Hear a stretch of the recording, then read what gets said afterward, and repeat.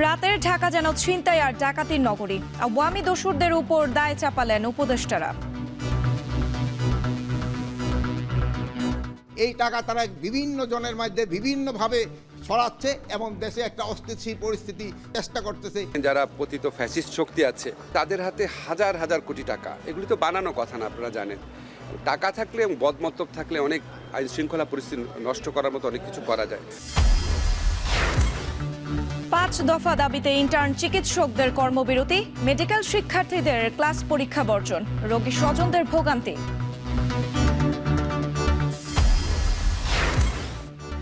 দ্বিতীয় দফায় বিশ্ববিদ্যালয়ের নাম পরিবর্তন চেয়ে গাজীপুরের শিক্ষার্থীদের রেলপথ অবরোধ, ঢাকার সঙ্গে ট্রেন চলাচল বন্ধ।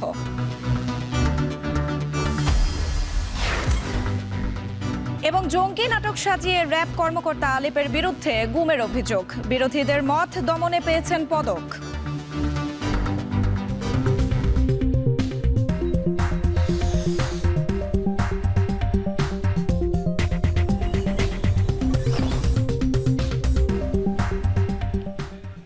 স্বাগত এখন ঢাকায়, পুরো আয়োজন জুড়ে সঙ্গে আছি আমি সুমাইরা।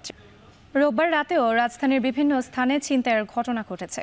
এর মধ্যে বনশ্রীতে নিজ বাসার সামনে থেকে এক ব্যবসায়ীকে গুলি করে স্বর্ণ ও টাকা ছিনতাই করেছে দুর্বৃত্তরা। এমন পরিস্থিতিতে স্বরাষ্ট্র উপদেষ্টার পদত্যাগের দাবি জানিয়ে রাতে ঢাকা বিশ্ববিদ্যালয়ে মিছিল করে ছাত্ররা। পরে গভীর রাতে সংবাদ সম্মেলনে স্বরাষ্ট্র উপদেষ্টা জানান, পাচার ও লুট করা অর্থ দিয়েই দেশকে অস্থিতিশীল করছে আওয়ামী দোসররা। আতাউর নিয়নের প্রতিবেদন। রবিবার রাত 11টা নাগাদ রাজধানীর বনশ্রী ডি ব্লকের 7 নম্বর রোডে মোটরসাইকেলে এসে এভাবেই হামলা করে সবকিছু ছিনিয়ে নিয়ে যায় ছিনতাইকারীরা। আহত আনোয়ার হোসেন পেশায় একজন জুয়েলারি ব্যবসায়ী। তার স্বজনরা জানান, জুয়েলারির দোকান বন্ধ করে বাসায় ফিরছিলেন তিনি। এ সময় 6 রাউন্ড গুলি করে তার কাছে থাকা স্বর্ণ ও নগদ টাকা ছিনতাই করা হয়। পরে তাকে নেওয়া হয় ঢাকা মেডিকেল কলেজ হাসপাতালে। স্বামীর জন্য যান 3 তলায়, যার পরে হ্যাঁ 3 তলায় গেছে। আমি 3 তলায় যাই, বাড়ি এলাকা দরজা পিড়াইতে এরা কোনো সারা শব্দ নাই, কেউ গেট খুলে নাই। 2টা কোপ দিছে, আবার গাড়ির উপরে বুলেট মারছে, বাঙের মধ্যে বুলেট মারছে, এবার আমরা ফাইন মধ্যে মারছে। 2টা কোপ দিছে, বুঝছেন। প্রেজেন্ট 6টা মানে রাউন্ড গুলি করছিল, ওখানে 7টা লাগছে। ঘটনার পরপরই হাজির হন সেনাবাহিনী, র্যাব, পুলিশ সহ আইন শৃঙ্খলার বাহিনীর সদস্যরা। এ সময় আবাসিক এলাকা ও ব্যক্তি নিরাপত্তায় বাড়িয়ালা ও বনশ্রী সোসাইটির কার্যক্রম নিয়ে প্রশ্ন তোলেন এলাকাবাসীরা। এখন যারা দায়িত্ব আছে সম্পূর্ণ ব্যর্থ, তারা দায়িত্ববান লোক একটাও এখানে আসে নাই। আপনারা দেখেছেন, একটা লোকও কিন্তু এখানে আসে নাই, এবং নিরাপত্তা আমাদের বলতে গেলে আসলে নাই। এদিকে একই সময়ে ছিনতাইয়ের ঘটনা ঘটেছে রাজধানীর মোহাম্মদপুর টাউন হল এলাকাতেও। এ সময় রিকশায় করে যাওয়া যাত্রীদের আটকে ছিনতাইকারীরা ছিনিয়ে নেন সবকিছু। এ সময় মিরপুরে 1-এ বৈষম্য বিরোধী ছাত্র আন্দোলন ও জাতীয় নাগরিক কমিটির নেত্রীর বাসায়ও হামলার ঘটনা ঘটে। গত কয়েক সপ্তাহ ধরেই দেশে বাড়ছে ছিনতাই, ডাকাতি ও ধর্ষণের ঘটনা। প্রতিনিয়ত অবনতি হচ্ছে আইন শৃঙ্খলা পরিস্থিতির। তখন এর প্রতিকার ও সমাধান চেয়ে গভীর রাতে স্বরাষ্ট্র উপদেষ্টার পদত্যাগের দাবিতে রাস্তা নেমে আসে শিক্ষার্থীরা। সোমবার দুপুরের মধ্যে স্বরাষ্ট্র উপদেষ্টার পদত্যাগের দাবি তোলেন তারা।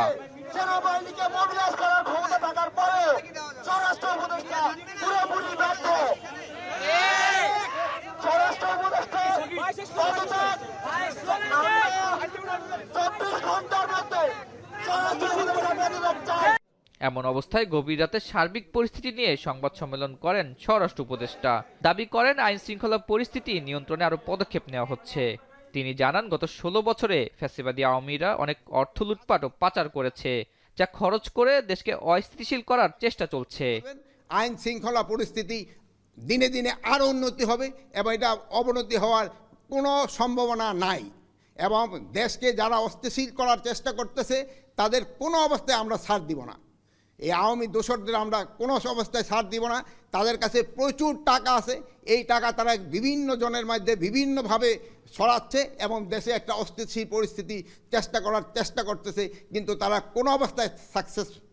পদত্যাগের বিষয়ে বলেন, যে কারণে দাবি করা হচ্ছে তা পূরণ করলে আর পদত্যাগের প্রশ্ন উঠবে না। যেই কারণে পদত্যাগ করতে বলে ওই কারণগুলি যদি আমি উন্নতি করে নিতে পারি তত আর কোনো পদত্যাগের প্রশ্ন না। স্বরাষ্ট্র উপদেষ্টা আশ্বাস দেন সোমবার থেকে আইন শৃঙ্খলা পরিস্থিতির আরো উন্নতি দেখা যাবে। সেই সাথে যে জায়গাতেই আওয়ামী দোসর ও সন্ত্রাসীরা থাকুক না কেন তাদের খুঁজে বের করে ব্যবস্থা নেওয়া হবে বলে জানান তিনি। সব সময় এই ডেভিড হান্ট আতাউর নিয়ন, এখন, ঢাকা। দেশের আইন শৃঙ্খলা পরিস্থিতির উন্নতি না হলে পুলিশ বিকল্প ব্যবস্থায় যাবে। রাজশাহীতে আইন শৃঙ্খলা পরিস্থিতি ও আইন প্রয়োগ বিষয়ক এক সেমিনারে এমন মন্তব্য করেন পুলিশ মহাপরিদর্শক বাহারুল আলম। চলমান পরিস্থিতি ছিনতাই প্রতিরোধে রাজধানীতে পুলিশের 3টি বিশেষায়িত ইউনিট আজ থেকে মাঠে নামছে বলেও জানান তিনি। একই অনুষ্ঠানে আইন উপদেষ্টা দেশে চলমান অস্থিতিশীল পরিস্থিতির জন্য আওয়ামী দোসরদের দায়ী করেন। পতিত ফ্যাসিস্ট শক্তি আছে, এরা তো আপনার কিছু লোক পালিয়েছে, মেজরিটি তো দেশে থেকে গেছে এবং তাদের হাতে হাজার হাজার কোটি টাকা। এগুলি তো বানানো কথা না, আপনারা জানেন। টাকা থাকলে এবং বদমতলব থাকলে অনেক আইন শৃঙ্খলা পরিস্থিতি নষ্ট করার মতো অনেক কিছু করা যায়। তাদের একটা রোল থাকতে পারে এবং আছে বলেও আমরা অনেকে বিশ্বাস করি। এছাড়া আপনার যারা আপনার স্বভাবগত অপরাধী তাদেরও অবশ্যই ভূমিকা আছে এখানে। আমাদের ব্যর্থতা আছে, এটা অস্বীকার করার কোনো রকম উপায় নাই। কিন্তু আপনাদেরকে একটা জিনিস বলতে চাই, আমাদের এই ব্যর্থতা উত্তরণের জন্য প্রচণ্ড তাড়না এবং চেষ্টা করছি আমরা। নগরের ক্রাইমটা একটু ডিফারেন্ট আসলে, এটা সারা দেশের যে টপোগ্রাফি তার সাথে পুরোপুরি মিলে না। তো এইখানটার জন্য actually we need to take a different strategy, সেটা আমরা নেওয়ার চেষ্টা করছি।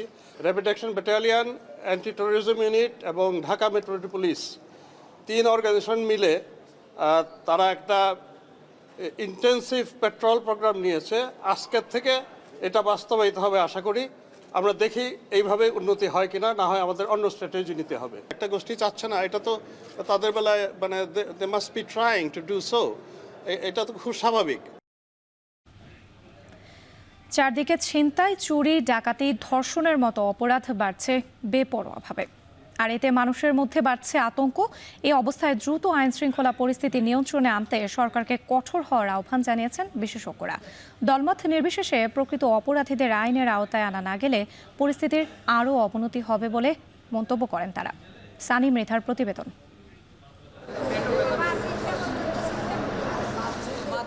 কমলাপুর প্ল্যাটফর্মে আহত মেয়েকে নিয়ে অসহায়ভাবে পরিবারের বসে থাকার এই দৃশ্য গত 29 জানুয়ারির। মেয়ের এক পাশের জখম থেকে যখন রক্ত ঝরছে তখন নির্বাক পুরো পরিবার। কোথায় যাবেন, কি করবেন কিছুই বুঝে উঠতে পারছিলেন না বৃদ্ধ বাবা মা। বাসা থেকে কমলাপুরে যাওয়ার উদ্দেশ্যে বের হলে পথে মতিঝিল শাপলা চত্বরে মাইক্রোবাসে আসা ছিনতাইকারীর হামলার শিকার হন তারা। ছিনতাইকারীরা চলন্ত গাড়ি থেকেই ব্যাগ টান দিলে সড়কে পড়ে থেতলে যায় ভুক্তভোগীর মুখের এক পাশ। ব্যাগ আসছিল আমার মায়ের হাতে, ব্যাগটা নিয়ে গেছে টান্দা আমার মায়ের আনতে অনেক দূর উড়াইয়ে নিয়ে গেছে। পরে এই সামনে থেকে বাস আইতেছে, বাসের তলে পড়ে মরে গেলে বলে আমি গিয়া পাল্টা একটা বাসের কইলে আমার মায়ের বাঁচাও। শুধু এই একটি ঘটনাই নয়, সামাজিক যোগাযোগ মাধ্যম এবং গণমাধ্যমে প্রতিদিনই উঠে আসছে রাজধানীর বিভিন্ন স্থানে হামলা ও ছিনতাইয়ের ঘটনা, যেখানে বেশিরভাগ ভুক্তভোগী নারী। তবে কি নগরে নারীদের চলাচল ঝুঁকিতে পড়ছে? তবে এইসব ঘটনার প্রভাব তাদের ব্যক্তিগত ও পেশাগত জীবনে পড়ছে। হঠাৎ করে আমার রিকশার পাশ দিয়ে একটা বাইক থেকে আমার হ্যান্ডব্যাগটাকে অনেক জোরে টান দেওয়া হলো। আর একটু জোরে টান দিলে হয়তো আমি রাস্তায় পড়ে যেতাম, কোনো একটা অ্যাক্সিডেন্ট হয়ে যেত। আমি সতর্ক থাকার কারণে হয়তো আমার ব্যাগটা নিতে পারিনি। এগুলোর পরে না আসলে বাইরে যেতে আসলেই ভয় লাগে। মাঝে মাঝে মনে হয় কি চাকরিটাও ছেড়ে দিয়ে এখন বাসায় কিছুদিন বসে থাকি, এরকমও চিন্তা আসে মাঝে মধ্যে বাসায়। এই যে আমার বাসা নিচ দিয়ে যেতেছে, কার সঙ্গে গেট লাগাইছে না। দেশজুড়ে বেপরোয়া ছিনতাই, চুরি, ধর্ষণ, ডাকাতি প্রতিনিয়ত বেড়ে যাওয়ায় নাগরিকদের মাঝে বাড়ছে আতঙ্ক। এমনকি কোথাও কোথাও অপরাধীদের গ্রেপ্তার অভিযানে হামলার শিকার হচ্ছেন আইন শৃঙ্খলা রক্ষাকারী বাহিনীর সদস্যরাও। এমন প্রেক্ষাপটে আইন শৃঙ্খলা রক্ষাকারী বাহিনীর উপর থেকে আস্থা হারাচ্ছেন নগরবাসী। পাশাপাশি রাষ্ট্রের কাছে নিরাপত্তা জোরদারে আরও কঠোর হওয়ার আহ্বান জানান তারা। পুলিশ আমার স্পটটি একটু সামনেই ছিল, পুলিশ আমাদের নোটিশ করেছিল, কিন্তু পুলিশ আগায় আসে নাই। আর ওদের সবার হাতেই অস্ত্র ছিল, আমি ভয়েও তাদের ডাক দিতে পারি নাই। প্রশাসনের কাছে আপনাদের মাধ্যমে আমাদের রিকোয়েস্ট থাকবে যে আমাদের জানমাল নিরাপদের জন্য তারা যেন আরো কঠোর হয়। সম্প্রতি অপরাধ দমনে ডেভিল হান্ট নামে অভিযান পরিচালনা করছে যৌথ বাহিনী। আর এই অভিযানে এখন পর্যন্ত আটকের সংখ্যা ৮,০০০ ছাড়িয়েছে। এরপরও দমন করা যাচ্ছে না সন্ত্রাসী কর্মকাণ্ড। বিশেষজ্ঞরা বলছেন, সন্ত্রাসীরা যে দলেরই হোক না কেন, প্রকৃত অপরাধীদের আইনের আওতায় আনতে হবে। ডেভিল হ্যান্ড অপারেশনের যে লক্ষ্য, সেই লক্ষ্য যাতে সামগ্রিকভাবে পরিচালিত হয়, অর্থাৎ এটি যাতে শুধু রাজনৈতিক উদ্দেশ্যে পরিচালিত হলে কিন্তু সাধারণ মানুষের নিরাপত্তা প্রশ্নে, আইনশৃঙ্খলা পরিস্থিতি স্বাভাবিক করার প্রশ্নে কিন্তু খুব একটা বেশি ফলাফল তৈরি করবে না। নরসিংদীতে জেল থেকে 800 জঙ্গি পালাই গেল, তারপর শীর্ষ সন্ত্রাসীদের জামিনে বের করে নিয়ে আসা হলো, 10,000 অস্ত্র লুট হলো, তার ভিতরে এখনও 2,000-এর বেশি অস্ত্র আপনার উদ্ধার করা যায়নি। তো এর কোনো বিষয় তো আমরা কোনো অগ্রগতি দেখতে পাচ্ছি না। তাহলে পরে আপনি আইন শৃঙ্খলা পরিস্থিতি ভালো হবে, তো সরকার এই সমস্ত বিষয়গুলো করুক। অপরাধ প্রবণতা আগের থেকে বেড়েছে বলে স্বীকার করছে আইন শৃঙ্খলা বাহিনী। তবে অপরাধ দমনে আইনি তৎপরতা আগের চেয়ে জোরদার বলে দাবি পুলিশের এই কর্মকর্তার। আমাদের বর্তমানে দিনে রাতে ঢাকা মেট্রোপলিটন এলাকায় 500-র অধিক পেট্রোল টিম নিয়োজিত থাকে। এর বাইরে ফুট পেট্রোল থাকছে। তারপরে আমাদের যে গোয়েন্দা নজরদারি সেটা বাড়ানো হয়েছে। প্রতিদিন কোনো না কোনো একটা নির্দিষ্ট এলাকায়, বিশেষ করে অপরাধ প্রবণ এলাকাগুলোতে তল্লাশি অভিযান পরিচালনা করা হচ্ছে এবং অভ্যাসগত অপরাধী যারা রয়েছে তাদেরকে গ্রেপ্তার করে আইনের আওতায় নিয়ে আসা হচ্ছে। সন্ত্রাস দমনে আইন শৃঙ্খলা রক্ষাকারী বাহিনীর সক্রিয়তার পাশাপাশি সামাজিক প্রতিরোধ গড়ে তোলার আহ্বান বিশেষজ্ঞদের। সানিম মৃধা, এখন, ঢাকা। 5 দফা দাবিতে দ্বিতীয় দিনের মতো কর্মসূচি পালন করছেন মেডিকেলের শিক্ষার্থী ও ইন্টার্ন চিকিৎসকরা। মানববন্ধন ও বিক্ষোভ সমাবেশের পাশাপাশি ক্লাস পরীক্ষা বর্জন করেছেন আন্দোলনরতরা। এ নিয়ে আরও জানাতে খুলনা মেডিকেল কলেজে আছেন রামিম চৌধুরী এবং ময়মনসিংহ মেডিকেলে আছেন ইমতিয়াজ আহমেদ। প্রথমে চলে যেতে চাই খুলনায় রামিমের কাছে। রামিম, দ্বিতীয় দিনে কি কি কর্মসূচি পালন করছেন ইন্টার্ন চিকিৎসকরা, জানতে চাই।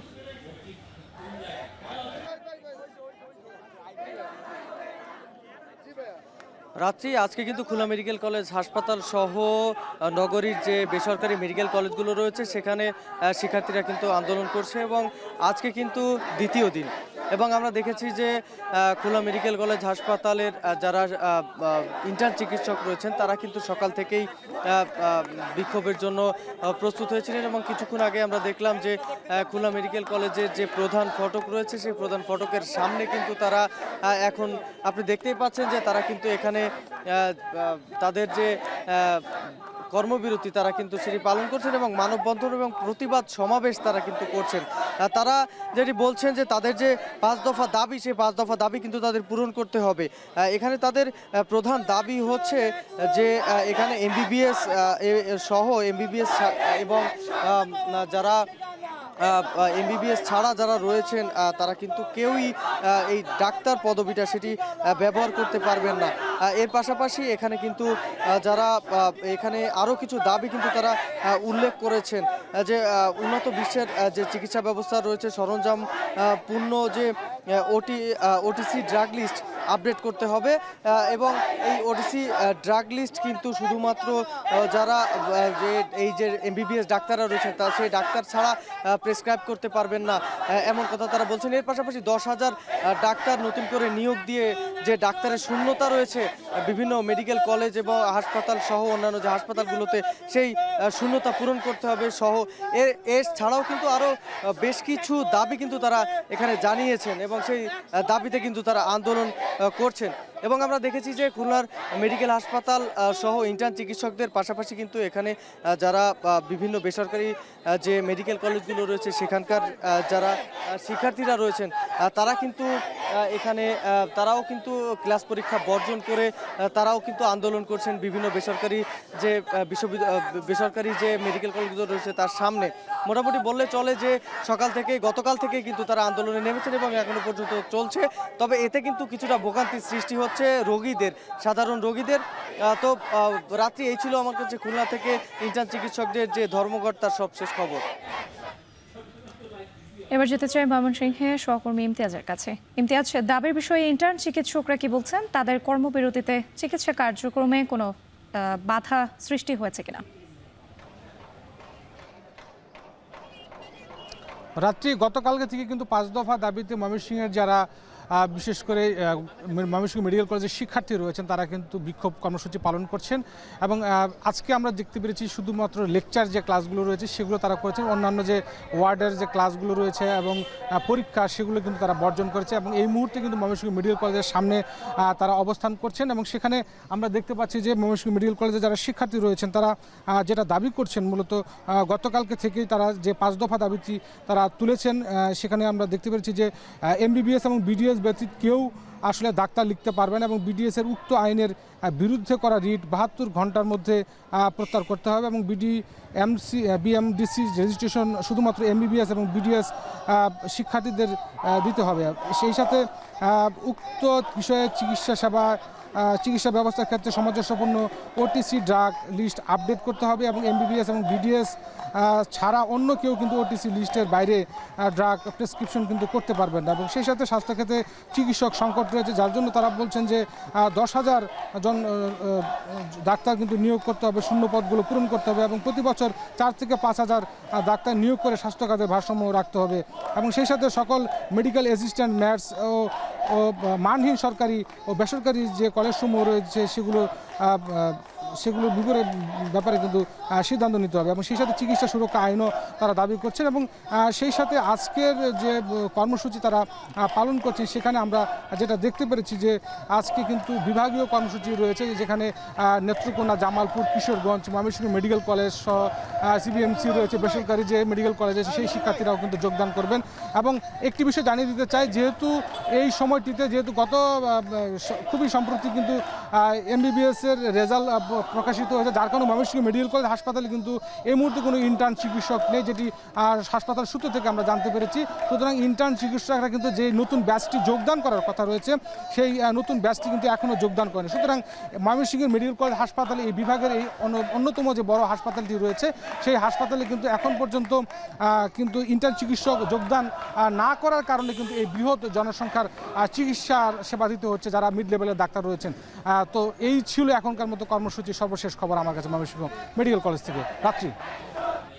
5 দফা দাবিতে দ্বিতীয় দিনের মতো কর্মবিরতি পালন করছেন মেডিকেলের শিক্ষার্থী ও ইন্টার্ন চিকিৎসকরা। এ নিয়ে বিস্তারিত জানাতে ময়মনসিংহ ও খুলনা থেকে যুক্ত ছিলেন সহকর্মীরা। বাংলাদেশে USAID এর অর্থায়ন নিয়ে দ্বিতীয়বারের মতো মন্তব্য করলেন মার্কিন প্রেসিডেন্ট ডোনাল্ড ট্রাম্প। বলেন, বাংলাদেশে $2.90 গেছে রাজনৈতিক পরিমণ্ডলকে শক্তিশালীকরণ ও তাদের সহায়তা করতে, যাতে তারা উগ্র বাম কমিউনিস্টদের ভোট দিতে পারে। এছাড়া ভারতে ভোটার উপস্থিতি বাড়াতে অর্থ সহায়তা নিয়েও কড়া সমালোচনা করেন ট্রাম্প। তৌহিদুর রহমান জানাচ্ছেন বাকিটা। ক্ষমতায় বসেই মার্কিন সহায়তা সংস্থা USAIDর বিশ্বব্যাপী কার্যক্রম স্থগিত করেন প্রেসিডেন্ট ডোনাল্ড ট্রাম্প। সংস্থাটি যে বিভিন্ন প্রকল্পে অহেতুক অর্থ খরচ করত তা আঙুল দিয়ে দেখিয়ে দিতে ভারত বাংলাদেশের রাজনীতি প্রসঙ্গকে জড়িয়ে একের পর এক মন্তব্য করছেন ট্রাম্প। স্থানীয় সময় শনিবার মেরিল্যান্ডের একটি মিলনায়তনে দলীয় অনুষ্ঠানে দ্বিতীয়বারের মতো কথা বলেন বাংলাদেশ প্রসঙ্গ নিয়ে। বলেন, রাজনৈতিক পরিকাঠামো শক্তিশালী করতে USAID বাংলাদেশে যে $2.90 দিয়েছে, এর জন্য যেন তারা কট্টর বাম কমিউনিস্টদের ভোট দিতে পারে। $29 million goes to strengthen the political landscape and help them out so that they can vote for a radical left communist in Bangladesh. Bharat যেখানে যুক্তরাষ্ট্রের পণ্যে সর্বোচ্চ 200% পর্যন্ত শুল্ক আরোপ করে রেখেছে, সেখানে তাদের ভোটার উপস্থিতি বাড়াতে দেশটিতে কেন $2.10 দেয়া হলো তা নিয়েও প্রশ্ন তোলেন মার্কিন president. They take advantage of us pretty good. One of the highest tariff nations in the world. We try and sell something, they have a 200% tariff. এর আগে শুক্রবার যুক্তরাষ্ট্রের অঙ্গরাজ্যগুলোর গভর্নরদের কর্ম অধিবেশনে দেয়া ভাষণে ভারত ও বাংলাদেশে অর্থায়নের প্রসঙ্গ তোলেন ট্রাম্প। ওই দিন দাবি করেন, ভারতের জাতীয় নির্বাচনে ভোটার উপস্থিতি বাড়াতে $2.10 দিয়েছে USAID।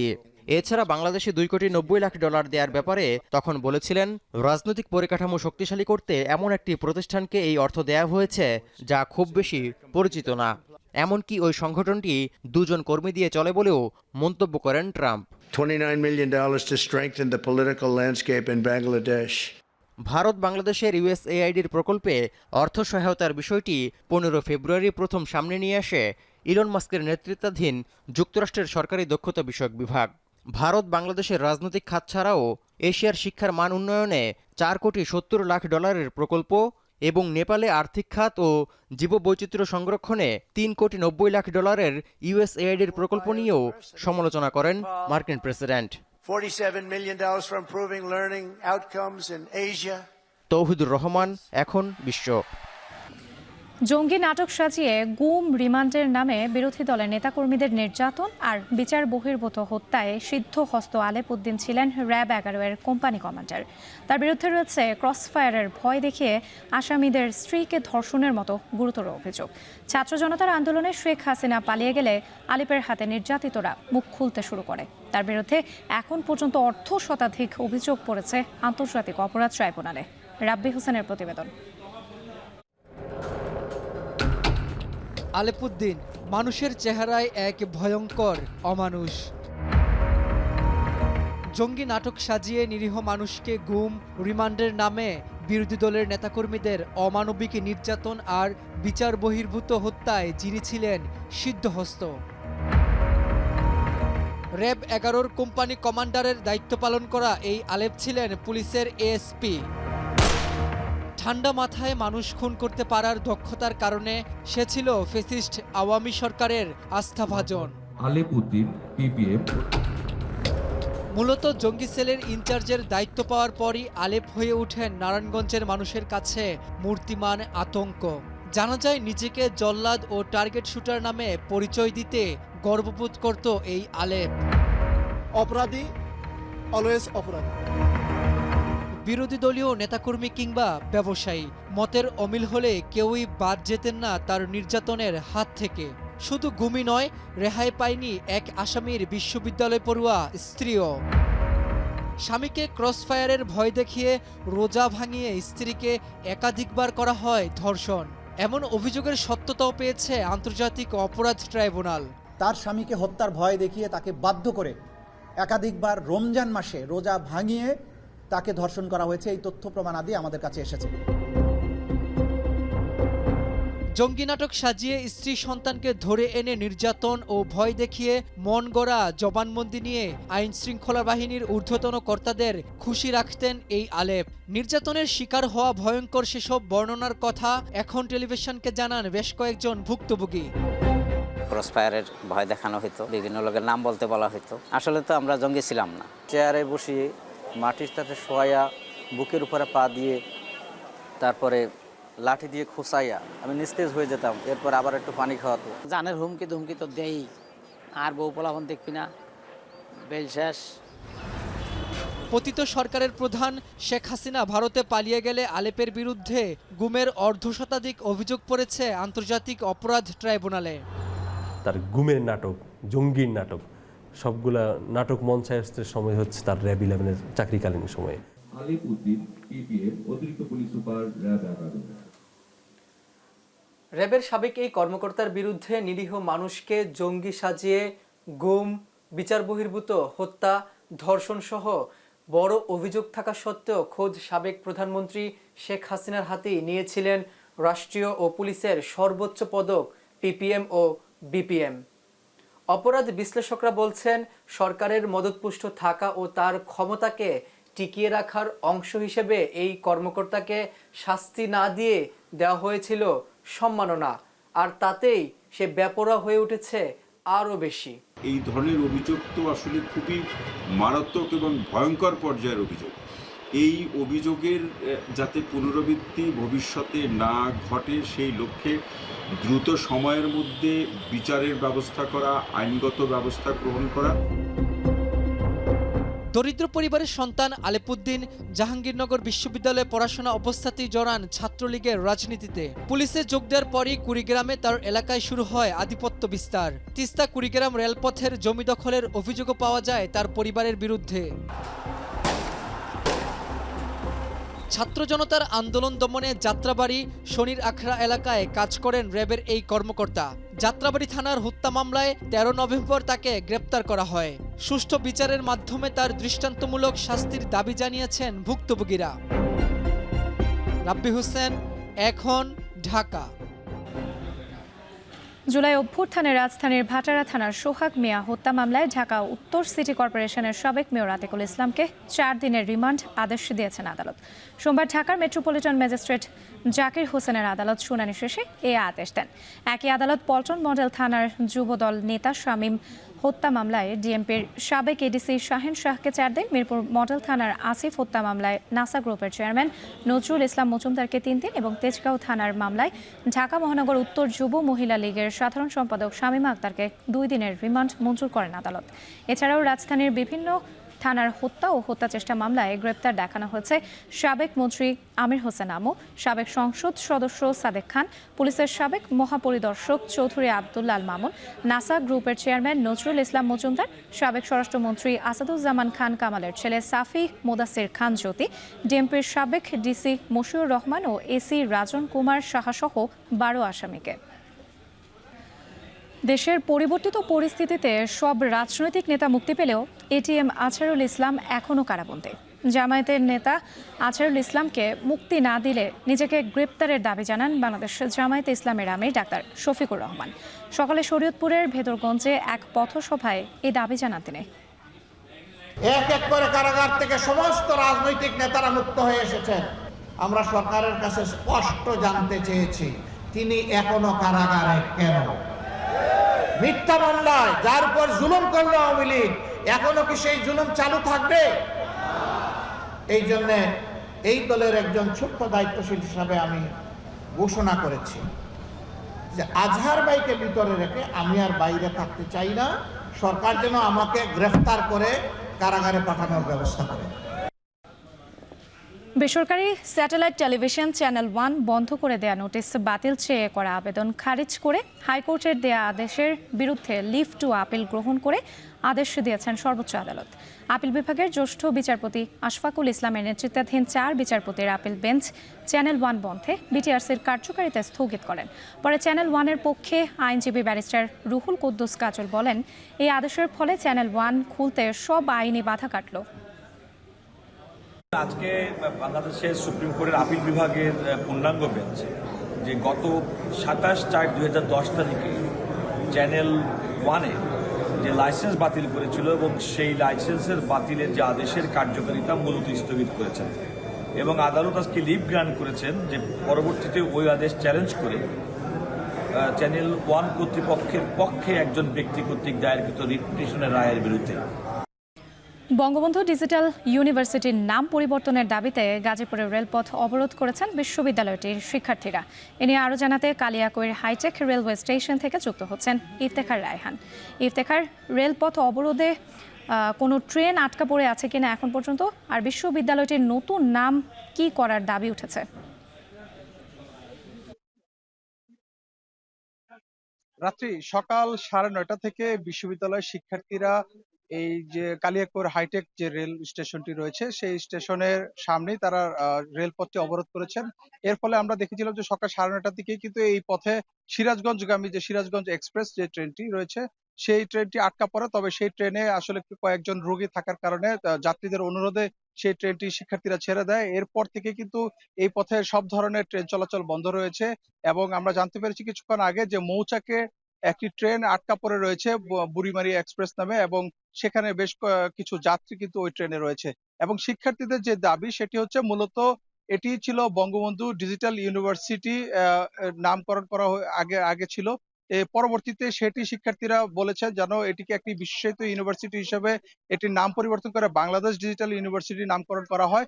তবে গত 13 তারিখ যে আইন এবং বিচার এবং সংসদ বিষয়ক যে মন্ত্রণালয় রয়েছে সেই মন্ত্রণালয় থেকে একটি বিজ্ঞপ্তিতে জানানো হয় যে এটির নাম পরিবর্তন করা হয়েছে, তবে সেটির নাম পরিবর্তন করে করা হয়েছিল গাজীপুর ডিজিটাল ইউনিভার্সিটি। তবে সেই নামটি তারা প্রত্যাখ্যান করেছেন শিক্ষার্থীরা। শিক্ষার্থীদের দাবি হচ্ছে যেহেতু বঙ্গবন্ধু ডিজিটাল ইউনিভার্সিটি এটির নাম পরিবর্তন করা হচ্ছে, সেক্ষেত্রে এই ইউনিভার্সিটির নামটি যেন বাংলাদেশ ডিজিটাল ইউনিভার্সিটির নামকরণ করা হয়, সেই নামটি কিন্তু তারা মেনে নেবেন। যে কারণে তারা বলছে যে নতুন করে যে নামটি নির্ধারণ করে দেওয়া হয়েছে সরকারের পক্ষ থেকে সেই নামটি আসলে তারা প্রত্যাখ্যান করেছেন এবং তারা বলছেন যতক্ষণ পর্যন্ত এই গাজীপুর যে নতুন নামটি নামকরণ করা হয়েছে গাজীপুর ডিজিটাল ইউনিভার্সিটি সেটির নাম পরিবর্তন করে নতুন করে যেন বাংলাদেশ ডিজিটাল ইউনিভার্সিটির নামকরণ করে যেন একটি প্রজ্ঞাপন জারি করা হয়, সেই দাবি কিন্তু শিক্ষার্থীরা করছেন। এবং যতক্ষণ পর্যন্ত তাদের এই দাবিটি মেনে না নেওয়া হবে ততক্ষণ পর্যন্ত তারা কিন্তু এই রেলপথ অবরোধ করবেন বলে জানিয়েছেন। এবং এর আগেও কিন্তু আমরা দেখেছি গত বেশ কিছুদিন ধরে তারা এই দাবিগুলোকে কেন্দ্র করে ঢাকা টাঙ্গাইল মহাসড়ক অবরোধ করেছিলেন এবং শান্তিপূর্ণ মানববন্ধন কর্মসূচি করেছেন, সংবাদ সম্মেলন করেছেন। তবে যেহেতু বারবার তারা এইসব শান্তিপূর্ণ আন্দোলনের পরও যেহেতু তাদের এই দাবিটি মেনে নেওয়া হয়নি, সে কারণে তারা আজকে এই কঠোর আন্দোলনে দিতে তারা বাধ্য হয়েছেন বলে তারা জানিয়েছেন। তো এখন পর্যন্ত ঢাকার রেলপথ বন্ধ রয়েছে এবং রেল চলাচল বন্ধ রয়েছে। তো এই ছিল আমার কাছে গাজীপুরের হাইটেক পার্ক থেকে সবশেষ তথ্য। 2 দশকে প্রথমবার অবরুদ্ধ পশ্চিম তীরে ট্যাঙ্ক মোতায়েন করল ইসরায়েল। এতে আরও তীব্র হলো অঞ্চলটি জুড়ে সামরিক অভিযান জোরদারের সংখ্যা। সন্ত্রাস বিরোধী অভিযানের নামে বাড়িঘর গুঁড়িয়ে দিয়ে অন্তত 40,000 বাসিন্দাকে শরণার্থী শিবিরে আশ্রয় নিতে বাধ্য করা হয়েছে। বিস্তারিত জানাচ্ছেন নুছাত কামাল। তেল আবিবের কাছে বৃহস্পতিবার 3টি বাসে বিস্ফোরণের পর আগুন ধরে যায়। এতে কেউ হতাহত না হলেও 90-এর দশকে ফিলিস্তিনি বিপ্লবের সময় জেরুজালেমে বাসে আত্মঘাতী হামলার রক্তক্ষয়ী অতীত মনে করেই সতর্ক ইসরায়েল সরকার। এমন পরিস্থিতিতে অবরুদ্ধ পশ্চিম তীরে শুক্রবারই 3টি অতিরিক্ত ব্যাটালিয়ন মোতায়েন করে ইসরায়েল সেনাবাহিনী। তবে এখানেই শেষ নয়। 2002 সালে বিভিন্ন ফিলিস্তিনি শহরে বড় পরিসরে সামরিক অভিযান অপারেশন ডিফেন্সিভ শিল্ড পরিচালনার সময় প্রথমবার পশ্চিম তীরে ট্যাঙ্ক মোতায়েন করেছিল ইসরায়েল। 2005 সালে দ্বিতীয় ইন্তিফাদা শেষে ট্যাঙ্ক প্রত্যাহারের 20 বছর পর রোববার ফের অঞ্চলটিতে সাঁজোয়া ট্যাঙ্ক পাঠায় সেনাবাহিনী। এর মাধ্যমে পুরো পশ্চিম তীরে সামরিক অভিযান জোরদারের সংখ্যা সত্যি প্রমাণ করল ইসরায়েল। নিশ্চিত করেছে অবরুদ্ধ পশ্চিম তীরের অন্যতম সংঘাতপূর্ণ জেনিনের কাছে কয়েকটি গ্রামে অভিযানের খবরও। গাজায় যুদ্ধের 15 মাসে পশ্চিম তীরে ইসরায়েলি সেনা ও দখলদারদের হামলায় প্রাণ গেছে 900-র বেশি ফিলিস্তিনির, আহত হয়েছে আরও প্রায় 7,000 মানুষ। গেল জানুয়ারিতে উপত্যকায় অস্ত্রবিরতি কার্যকরের সময় থেকেই পশ্চিম তীরে নজর সরায় যুদ্ধবাজ ইসরায়েল। পশ্চিম তীরের উত্তরে সেনাবাহিনীর ধারাবাহিক অভিযানে এ পর্যন্ত প্রাণ গেছে 1/2 মানুষের।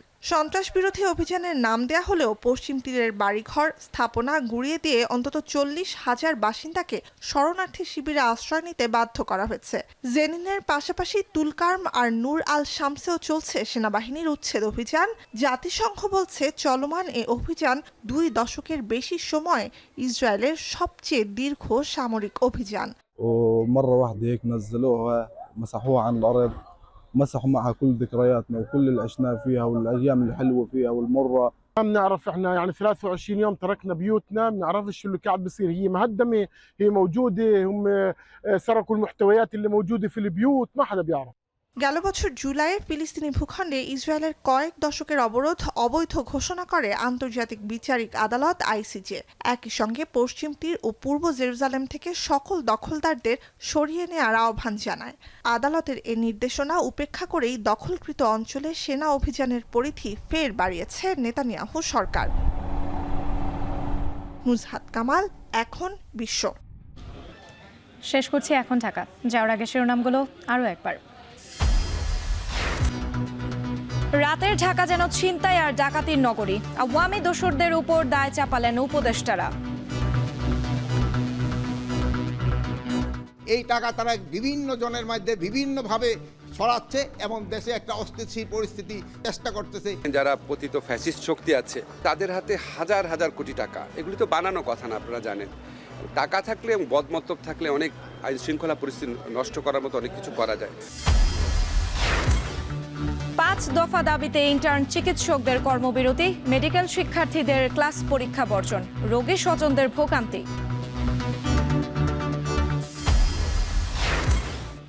দ্বিতীয় দফায় বিশ্ববিদ্যালয়ের নাম পরিবর্তন চেয়ে গাজীপুরের শিক্ষার্থীদের রেলপথ অবরোধ, ঢাকার সঙ্গে ট্রেন চলাচল বন্ধ।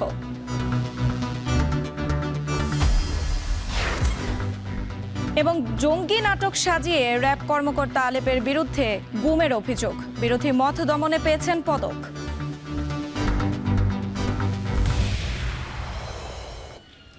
এই ছিল এখন ঢাকার আয়োজনে। এখন টেলিভিশন ওয়েবসাইটে দেখতে ভিজিট করুন www.ekon.tv।